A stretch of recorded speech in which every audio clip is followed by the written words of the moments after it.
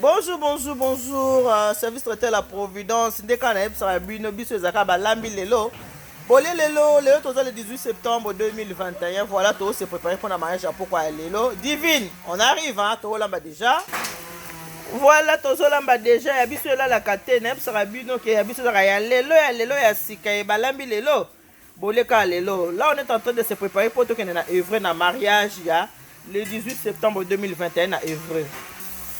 Ouais, service traité la Providence. Allô, Nganzala et Ochetembo Moniango.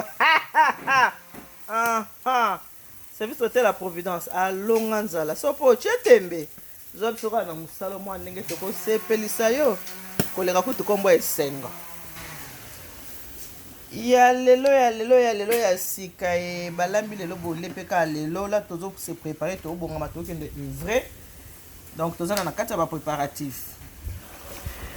Oh nyonso ka ba préparatif ka na la tsabino ba préparatif tozaka ko sala biloko ko la semino ka biso zaka balambi lelo bolepe kaka lelo ya sika.